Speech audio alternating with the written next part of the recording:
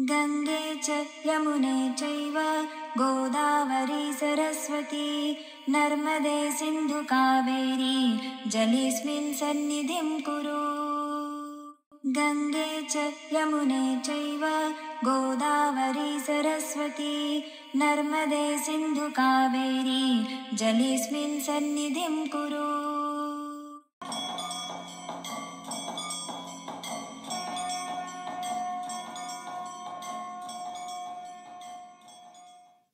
নমস্কার, আমি অর্ণব। তোমাদের সবাইকে স্বাগত আমার আরেকটি ট্রাভেল ব্লগে। এই যে ভিডিও ক্লিপসটি দেখলে কি মনে হয় এটি হরিদ্বারে, বেনারসের? ইউজুয়ালি এই ধরনের আরতি আমরা দেখে অভ্যস্ত উত্তরাখণ্ডের বিভিন্ন গঙ্গার ঘাটে।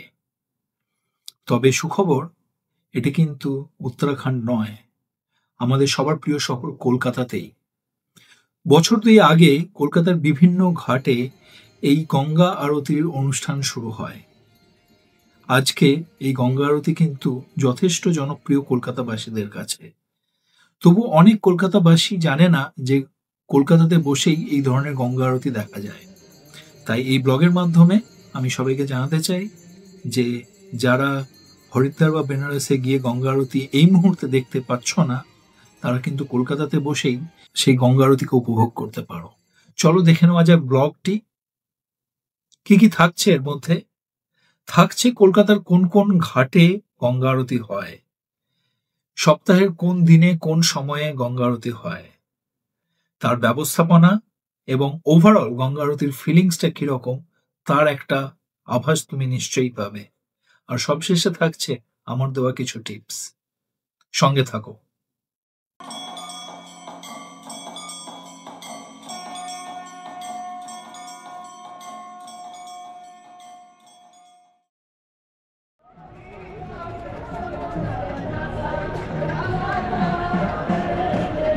এখন যেখানে আছি এটা হচ্ছে গঙ্গার ঘাট, কলকাতায়। এটা কিন্তু বেনারসও নয়, এটা হরিদ্বারও নয়, কারণ কি পিছনে তোমরা দেখতে পাচ্ছ সেকেন্ড ব্রিজ। আর এখানে আসবার আজকে কারণটা হচ্ছে, যেটা আমরা কলকাতায় থেকে অনেকেই জানি না, যে কলকাতাতেও গঙ্গা আরতি হয়। একটু পরেই সেটা শুরু হবে। আমি জাস্ট এইদিকে গঙ্গা নদী, আর এইদিকে আমি ব্যাকগ্রাউন্ডটা দেখাচ্ছি যেখানে সন্ধ্যা আরতি হয় তার স্ট্যান্ডগুলো।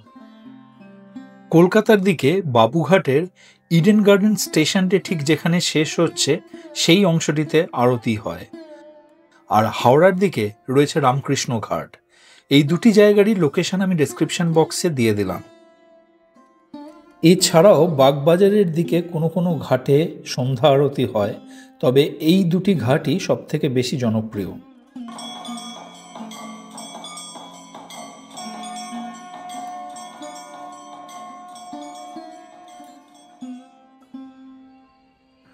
গঙ্গা আরতি দর্শনের জন্য কোনো টিকিট বা ফিজ লাগবে না।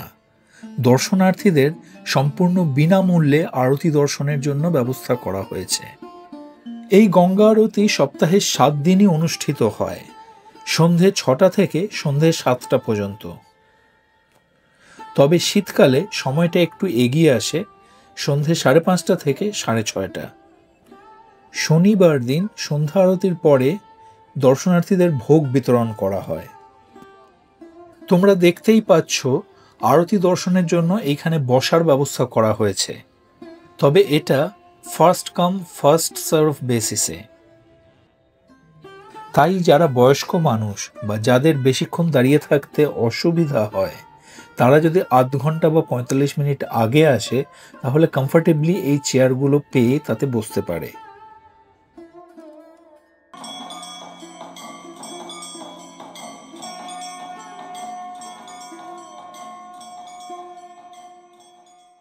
আজকে আমি এখানে এসেছি একা নয়, আমার সাথে যে আছে সে আমার অনেক দিনের বন্ধু। অনেক দিনের বন্ধু বলতে, আমি যখন প্রথম কলকাতায় কাজ শুরু করি, আমি যে কোম্পানিতে কাজ করতাম সেইখানে আমার এই ছেলেটির সাথে পরিচয়, এবং এখনও পর্যন্ত আমাদের সেই বন্ধুত্বটা অটুট রয়েছে। শুধু অটুট নয়, অনেক ক্ষেত্রে আমি ভুলে যাই, কিন্তু এ আমাকে ফোন করে বা মেসেজ করে বলে দাদা মনে আছে তো।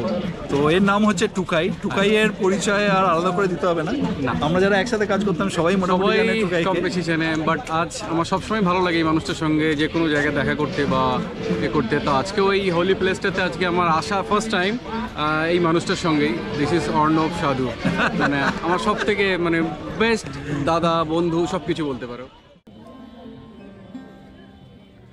চলছে কিছু শেষ মুহূর্তের প্রস্তুতির কাজ। পুজোর ফুল, প্রদীপ ইত্যাদি সামগ্রী প্রস্তুত করে রাখা হচ্ছে আরতির জন্য। আরতি শুরু হয় ঘাটের পাশেই অবস্থিত মা গঙ্গার মন্দিরে মা গঙ্গার মূর্তিতে পুজো দিয়ে।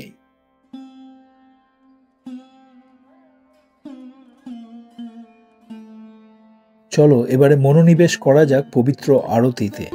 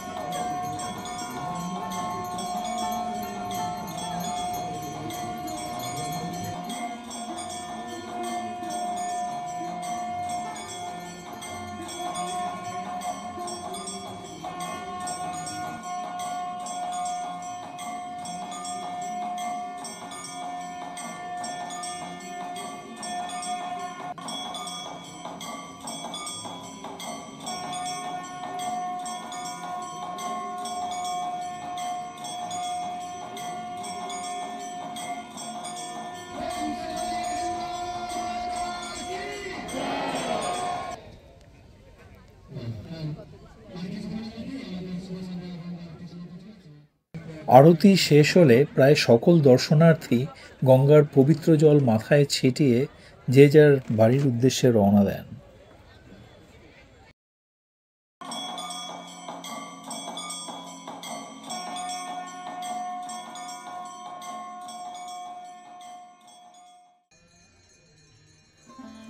তোমার কাছে যদি অপশান থাকে বাবুঘাট এবং রামকৃষ্ণ ঘাটের মধ্যে চুজ করবার, তবে আমি প্রেফার করব রামকৃষ্ণ ঘাট। কারণ বাবুঘাটের থেকে রামকৃষ্ণ ঘাটে ইলেকট্রিক্যাল স্ট্রিট লাইটের সংখ্যা অনেক কম, ফলে আরতির সময় অ্যাম্বিয়েন্সটা অনেক বেশি ন্যাচারাল হয়। তুমি যদি চাও জলের মধ্যে থেকে আরতি দর্শন করতে, তার জন্য বেশ কিছু ট্রাভেল এজেন্সি লঞ্চ বা ক্রুজ ট্রিপ করায়। মিলেনিয়াম পার্ক থেকে এই ক্রুজগুলি ছাড়ে, যেটা তুমি পার্টিকুলারলি এই আরতি দর্শনের জন্যই বুক করতে পারো। এবং এই ক্রুজগুলি তোমাকে বাবুঘাট এবং রামকৃষ্ণ ঘাট দুদিকেরই আরতি দর্শন করায়। এরকম কিছু ক্রুজের লিঙ্ক আমি ডেসক্রিপশন বক্সে দিয়ে দিলাম। আর তোমাকে যদি চেয়ারে বসে আরতি দর্শন করতে হয়, তাহলে প্লিজ অ্যাটলিস্ট আধ ঘন্টা থেকে 45 মিনিট আগে পৌঁছে যেও। তবে শীতকালে ভিড় বেশি হয়, তাই শীতকালে আমি বলবো আরেকটু আগে পৌঁছতে।